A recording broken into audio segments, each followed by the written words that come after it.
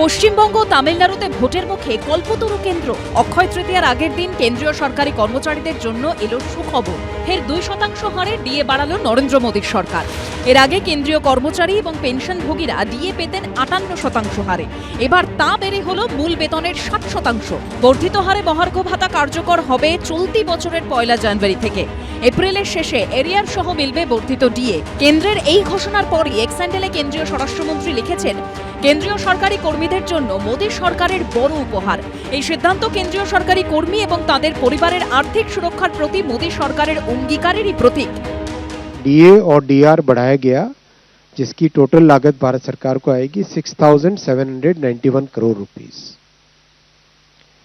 Basically DA and DR 1 Jan 2026 से 60% of basic पे हो जाएगा।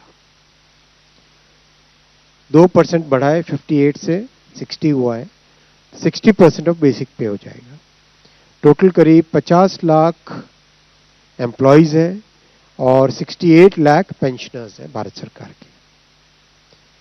इन सब के लिए बहुत बड़ा ये बेनिफिशियल अवार्ड रहेगा।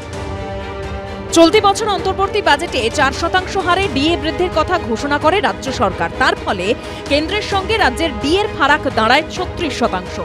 এদিন কেন্দ্র 2% হারে ডিএ ঘোষণা করায় সেই ফারাক দাঁড়ালো 38%। বকেয়া ডিএর দাবিতে শহীদ মিনারে লাগাতার আন্দোলন চালিয়ে যাচ্ছে সংগ্রামী যৌথ মঞ্চ সহ একাধিক সংগঠন। শনিবার ছিল আন্দোলনের 1178তম দিন। আন্দোলনকারী সরকারি কর্মী সংগঠনগুলির দাবি, খাতায় কলমে ফারাক 38% হলেও বকেয়া ডিএ নিয়ে আইনি জট না কাটায় বাস্তবে তা 42%।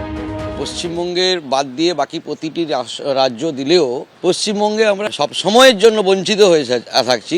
এই বঞ্চনার পাহাড় জমতে জমতে আজকে প্রায় ফারাকটা হয়ে গেল 60%-এর কাছাকাছি, মানে 42%-এর কাছাকাছি ফারাক হয়ে গেল। কেয়ারটেকার সরকার চলছে, ইতিমধ্যেই বিদায় ঘণ্টা বেজে গেছে সরকারের। আমরা এই সরকারের কাছে আর কোনো কিছুই আশা করছি না। এই সরকার বিদায় নেওয়ার পর 2026-এ পশ্চিমবঙ্গ সরকারে যে নতুন সরকার আসবে, আমরা তার কাছ থেকে দাবি দেওয়াটা বুঝে নেব বকেয়াটা। ভোটের মুখে ডিএ আশ্বাস শোনা গেছে মমতা বন্দ্যোপাধ্যায়ের গলায়।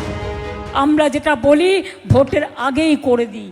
25% ডিএ দিয়েছি, আরও 4% ডিএ পেয়ে যাবে, যেটা এপ্রিলে বাজেটে বলা আছে। আমাদের ব্যবধান রয়েছে যত, তার সঙ্গে আরো 2% বেড়ে গেল।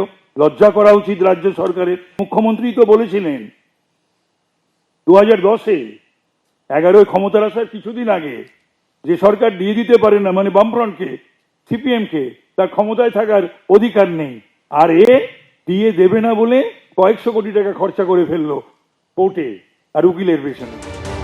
কেন্দ্রের ডিএ ঘোষণার ফলে উপকৃত হবেন 50,50,000 কেন্দ্রীয় সরকারি কর্মী, উপকৃত হবেন 68,30,000 পেনশনভোগী। বর্ধিত ডিএর জন্য প্রতি বছর কেন্দ্রের বাড়তি খরচ হবে 6,791 কোটি টাকা। 4 মে বিধানসভা ভোটের ফল ঘোষণা, 6 মে ডিএ মামলার পরবর্তী শুনানি। বিজেন্দ্র সিংহ, ঝিলম করঞ্জাই ও সৌমিত্র রায়ের রিপোর্ট, এবিপি আনন্দ।